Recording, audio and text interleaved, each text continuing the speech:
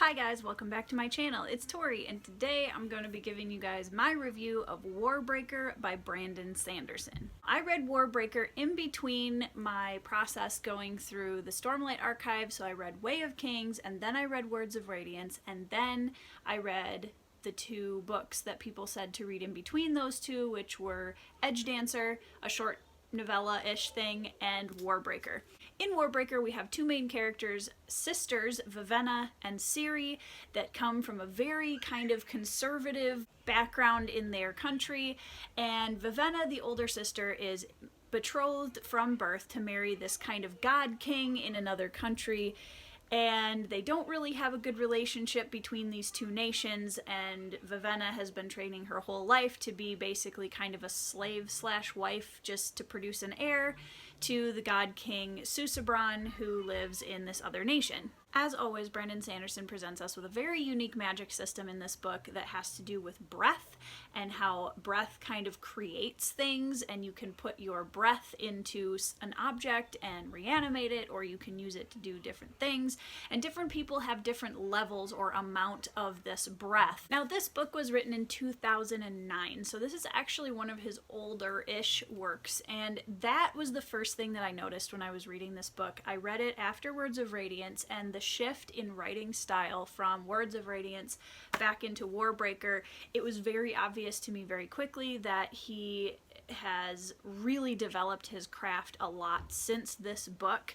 It's a really good book, but I could definitely see a sophistication in writing style in Words of Radiance that definitely was not as polished in Warbreaker. So going from Words of Radiance to this one was a little bit of a rough switch for me, just because that was a lot of shift in tone, I guess. So I'm going to briefly go through my opinions on the different aspects of the book, and we're going to start with plotline. The plotline of this book definitely was really drawn out until it wasn't, and I think it's a very popular opinion that Sanderson crams a lot of information and a lot of plot into the last little bit of each of his novels, which was definitely true with Warbreaker, but if he normally crams it into the last like 25% of his novels, this one was like the last 5%. I've heard 10 before. I would even argue it's less than that, because so much happened all at once that it was kind of mind-boggling. The plot is very slow in the beginning. I had a really hard time getting through the first probably half of this book, just because it didn't feel like the plot was really moving anywhere for quite a while. There were some scenes that I really liked that I'll talk about shortly with the characters, but overall just it feels like a more extreme version of a normal Sanderson novel. It's really slow in the beginning, and then the very last like maybe 50 pages were just so full of stuff that I was having a horrible time keeping up with everything that was happening.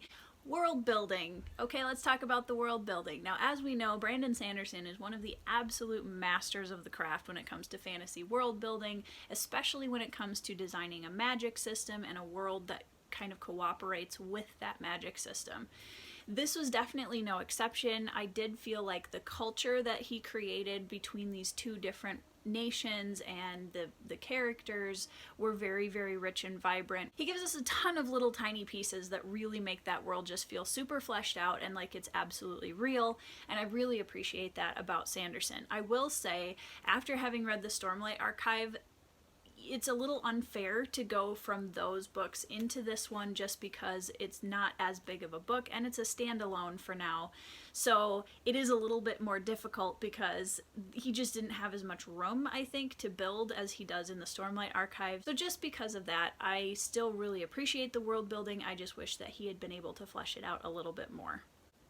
Going back to plotline really quickly, here's where I had my biggest complaints about this book, and one of the things that I really had a hard time with in this book is the fact that Sanderson used a lot of Deus ex machina at the end of this book, where things were just happening by total coincidence, and it was one of those things where like somebody just happened to come around the corner, and somebody just happened to see something, and somebody just happened to X and X, and it was literally happening every single scene, sometimes multiple times within a scene, especially when they're running through the tunnels at the end. I won't say more than that for spoiler reasons, but if you read this book, you know what I'm talking about. It was insane. I was really getting frustrated by the Deus Ex Machina in this book at the end, and that's not something that I have seen Sanderson use a lot of in the past. Okay, now let's talk about the characters.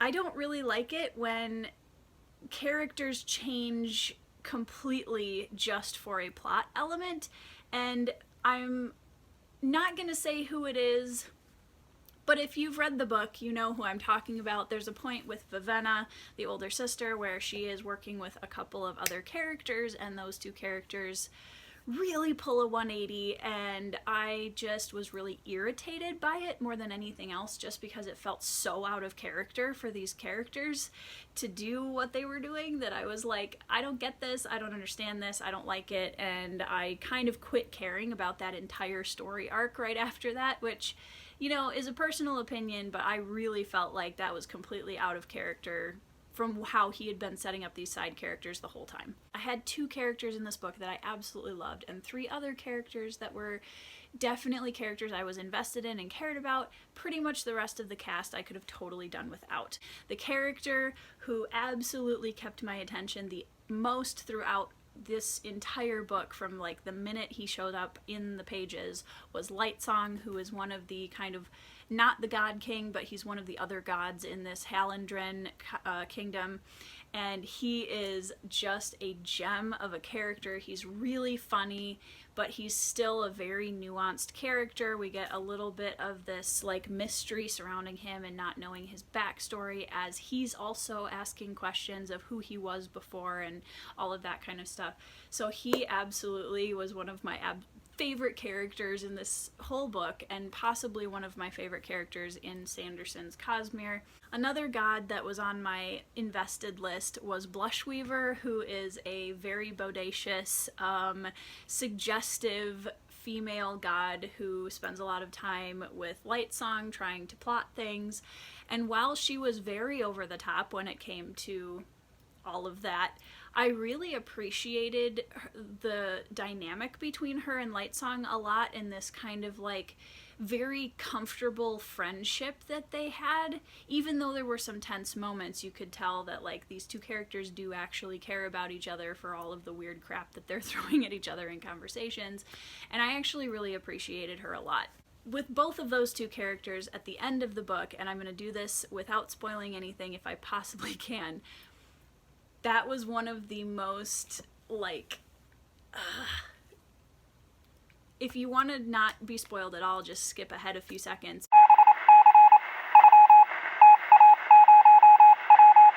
But I could not stand that ending. It made no sense. It came out of absolutely nowhere, and it felt so anticlimactic to me. It's insane. Like, I can't even tell you. Lightsong's arc was not my favorite at the end. It really bothered me.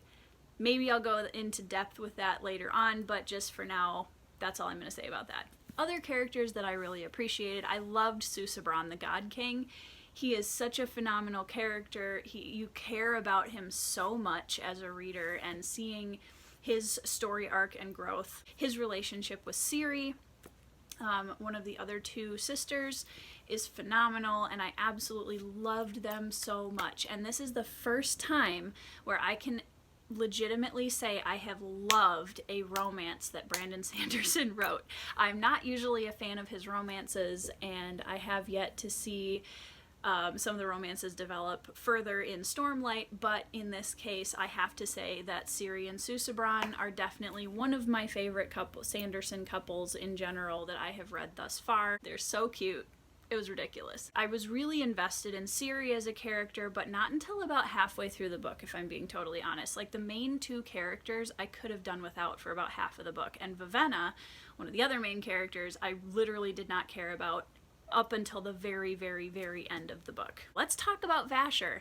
I really liked Vasher. He was very interesting as a character. I found him to be very, what's the word? He's that perfect, like, dark and mysterious character. And for those of you who have read Stormlight as well, I viewed him kind of as like a super old cranky version of Kaladin, which, if you think about it, Sanderson has archetypes, and that one I'm totally not complaining about, because I love Kaladin to pieces, and Vasher felt like exactly like an old version of him. One of the characters that really surprised me, actually, with how much I appreciated him was Larimar, who is Lightsong's high priest.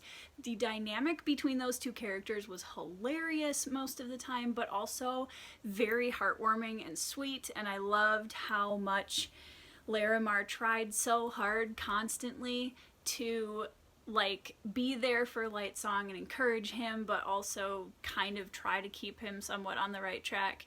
And just there was such an affection there, which if you read to the end of the book you will kind of understand that, and I just found it to be really heartwarming and beautiful, and I really loved Larimar's kind of dogged loyalty to Lightsong even when Lightsong was being kind of a brat. One of the things I have definitely noticed about Brandon Sanderson's writing style is he has kind of this obsession with personified weapons, which I think is really interesting, and I absolutely love that idea. But if you've read Stormlight and now Warbreaker, and I'm sure it's in some of his other works as well, there's just kind of this idea of weapons having their own sentient will and thoughts, and they're just kind of twisted a little bit, and it's really, really interesting to me. So if I was recommending this book to somebody who is just starting to get into Sanderson, I would definitely recommend this before Stormlight. I would definitely not, I don't know, I've also heard some people recommend this as a first intro to Sanderson book. I personally wouldn't, just because I feel like it is a lot slower to get going than a lot of his other works, something like Mistborn. I know that this gets touted all over the place as the book that you should start with Sanderson, but I do really think there's something to that, because the pace is quite a bit faster than it is with Warbreaker. In the final analysis, I wish I had read this before Stormlight or after, but not during. So if you are reading Stormlight, you don't necessarily need to take a break to read Warbreaker in the middle of that. You can, but I would either save it for after or before the series. That's my personal opinion. So I would be very interested to know what some of your favorite characters from this book are. Put them down in the comments. I gave this book a 3.5 out of 5 stars because it is still Sanderson and his characters are still very, very good. The reason that I did not give it as high a star rating as I was anticipating is because I felt like there was a lot of anticlimactic moments at the end. Some of the character choices that he made I really felt like came out of absolutely nowhere and did not make sense. And he also crammed like 90% of the plot into like 10% of the book. Yeah, that's basically my opinion on Warbreaker. I wanted to have a more in-depth review than this, but hopefully this gives you an idea of what I thought of the book in general, and if you have any questions further than that, please leave them down in the comments. I try to answer almost all of my comments whenever I can. And yeah, I have started the Oathbringer vlog. It's happening. Not to say that I don't think Kaladin deserves some love and happiness in his life, because as we all know, he really could use some, and he's got Syl, but you know. I'm loving it so far, and I can't wait to share that vlog with you guys. I think it's going to be super fun. Yeah, so that's my opinion of Warbreaker. I read it, it exists, and I loved some of the characters. So, anyways, I hope you guys are all doing well. I know that it's a stressful time for a lot of people out there, but I hope that you are finding ways to keep a smile on your face and find beautiful things in the world, because they exist. So, I hope you all are doing well, and I will see you in the next video.